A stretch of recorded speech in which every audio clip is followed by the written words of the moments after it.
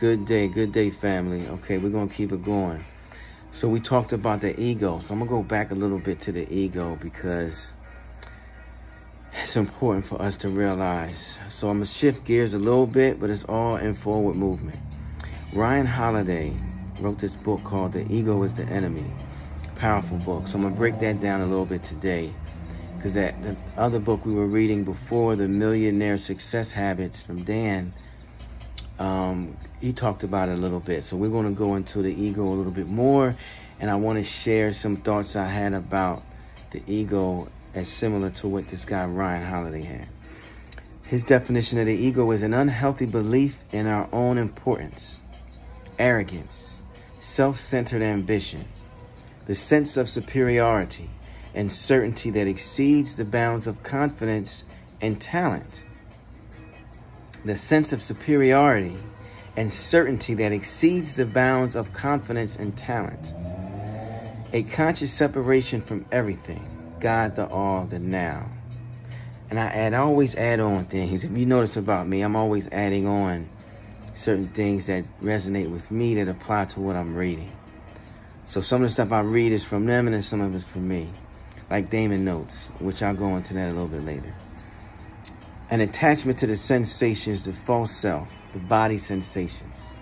We can't recognize opportunities or create them if instead of seeing what is in front of us, we live inside our fantasies, like our stories.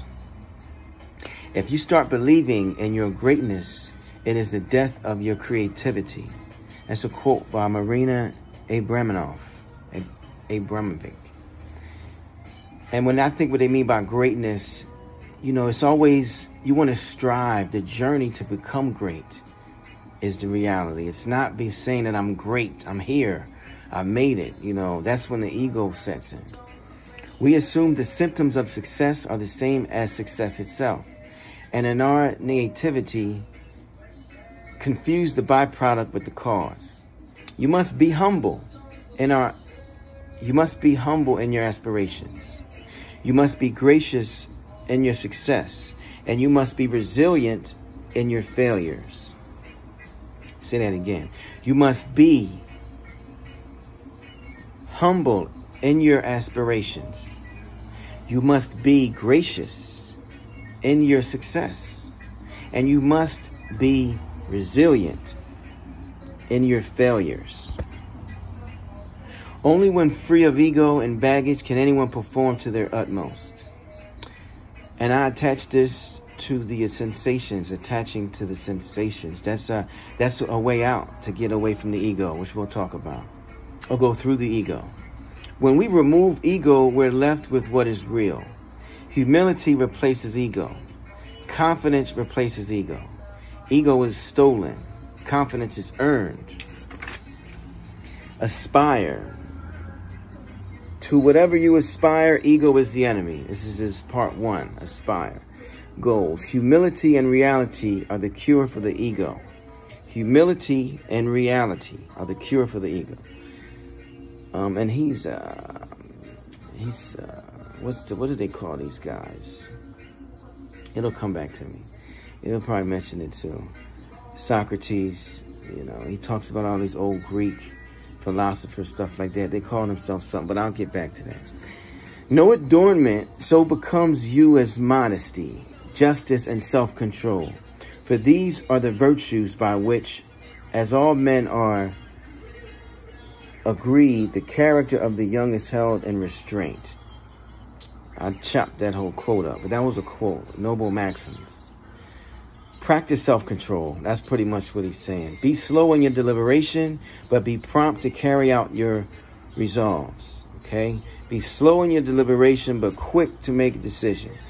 The best that we have in ourselves is good judgment. Excuse me, that's judging ourselves, not judging others. And once you set that standard for yourself, that's how you slowly get above the ego. Constantly train your intellect, for the greatest thing in the smallest compass is a sound mind and a human body. Constantly train your intellect, for the greatest thing in the smallest compass is a sound mind and a human body. You must earn your opinion, like we talked about advice. People just giving out free advice, and it's bad advice. You must practice seeing yourself with a little distance, cultivating the ability to get out of your own head. Goes back to Joe, Dr. Joe, with the meditations and observation. That'll help. Detachment is key. The ability to evaluate one's own ability is the most important skill of all. We call that reflection. The ability to evaluate one's own ability is the most important skill of all, and that's observation and reflection. For your work to have truth in it, it must come from truth. Think big, but act and live small in order to accomplish what we seek, because we will be action and education. Focused and forego validation and status. Our ambition will not be grandiose, but iterative. One foot in front of the other, learning and growing and putting in the work. He gives good advice and good stuff. Talk, talk, talk. This is a lot of people have a problem with this. Sometimes I do too. Those who know do not speak. Those who speak do not know. Okay, you've heard that before. Lao Zhao said that. Arrogance and self-absorption inhibit growth. So does fantasy and these dreams and these visions of grandeur. This is why you have to be very careful with your visualizations and your manifestations, because some people get lost into that and they don't do anything practical. They don't realize the truth. Focus on the long term. Facts are better than dreams. That's why the baby steps and the habits is the solution out. To just dreaming all day get you nowhere. You got to do the work. There's a weak side to each of us that, like a trade union, isn't exactly malicious, but at the end of the day still wants to get as much public credit and attention as it can for doing the least. That side we call the ego, which is wrapped into the four senses. Silence is strength. More gossip anticipates real talk, and to express what is still in thought weakens action by forestalling it. Kierkegaard. That was another quote by this guy, Kierkegaard. Once again, I'm chopping his name up. My apologies. Silence, the ability to deliberately keep yourself out of the conversation and subsist without validation. Silence is the recipe of the confident and the strong. Slow deliberation is key. A man's best treasure is a thrifty tongue. That's another quote by Hesiod. Talking and doing fight for the same resources.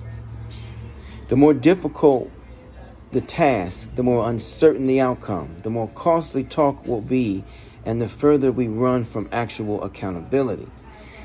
Only talk to people that's involved in what you're doing, man. Stop diarrhea of the mouth. I get caught up in that too, but you can't. Only give people what they need to get. You know what I mean? Like, stop expressing yourself to every Tom, Dick, and Harry.